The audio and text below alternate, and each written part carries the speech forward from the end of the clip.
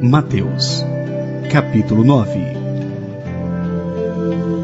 E entrando no barco, passou para o outro lado e chegou à sua cidade. E eis que lhe trouxeram um paralítico deitado numa cama. E Jesus, vendo a fé deles, disse ao paralítico: Filho, tem bom ânimo, perdoados te são os teus pecados. E eis que alguns dos escribas diziam entre si: Ele blasfema. Mas Jesus, conhecendo os seus pensamentos, disse: Por que pensais mal em vossos corações? Pois, qual é mais fácil? Dizer: Perdoados te são os teus pecados? Ou dizer: Levanta-te e anda? Ora, para que saibais que o Filho do Homem tem na terra autoridade para perdoar pecados. Disse então ao paralítico: Levanta-te, toma a tua cama, e vai para a tua casa. E levantando-se, foi para a sua casa. E a multidão, vendo isto, maravilhou-se e glorificou a Deus, que dera tal poder aos homens. E Jesus passou adiante dali. Viu sentado na recebedoria um homem chamado Mateus, e disse-lhe: Segue-me. E ele, levantando-se, o seguiu. E aconteceu que, estando ele em casa sentado à mesa, chegaram muitos publicanos e pecadores, e sentaram-se junto com Jesus e seus discípulos. E os fariseus, vendo isto, disseram aos seus discípulos: Por que come o vosso mestre com os publicanos e pecadores? Jesus, porém, ouvindo, disse-lhes: Não necessitam de médico os sãos, mas sim os doentes. Ide, porém, e aprendei o que significa: misericórdia quero, e não sacrifício. Porque eu não vim chamar os justos, mas os pecadores ao arrependimento. Então chegaram ao pé dele os discípulos de João, dizendo: Por que jejuamos nós, e os fariseus muitas vezes, e os teus discípulos não jejuam? E disse-lhes Jesus: Podem porventura andar tristes os filhos das bodas, enquanto o esposo está com eles?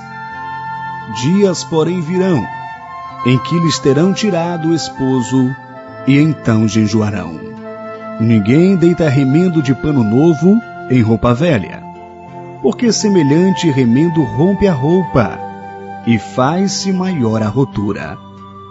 Nem se deita vinho novo em odres velhos. Aliás, rompem-se os odres, e entorna-se o vinho, e os odres estragam-se. Mas deita-se vinho novo em odres novos, e assim ambos se conservam. Dizendo-lhes estas coisas, eis que chegou um chefe, e o adorou, dizendo: Minha filha faleceu agora mesmo, mas vem, impõe-lhe a tua mão, e ela viverá. E Jesus levantou-se, seguiu, ele e os seus discípulos. E eis que uma mulher, que havia já 12 anos padecia de um fluxo de sangue, chegando por trás dele, tocou a orla de sua roupa, porque dizia consigo: Se eu tão somente tocar a sua roupa, ficarei sã. E Jesus, voltando-se e vendo-a, disse: Tem ânimo, filha, a tua fé te salvou. E imediatamente a mulher ficou sã.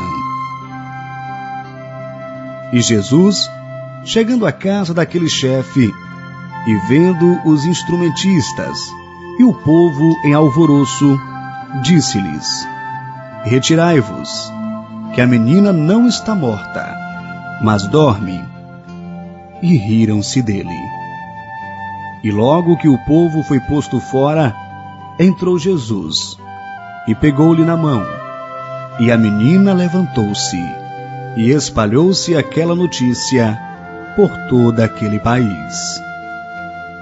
E partindo Jesus dali, seguiram-no 2 cegos, clamando e dizendo: Tem compaixão de nós, filho de Davi.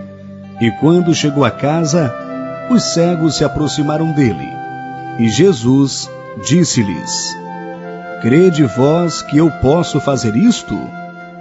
Disseram-lhe eles: Sim, Senhor. Tocou então os olhos deles, dizendo: Sejai-vos feitos segundo a vossa fé. E os olhos se lhes abriram.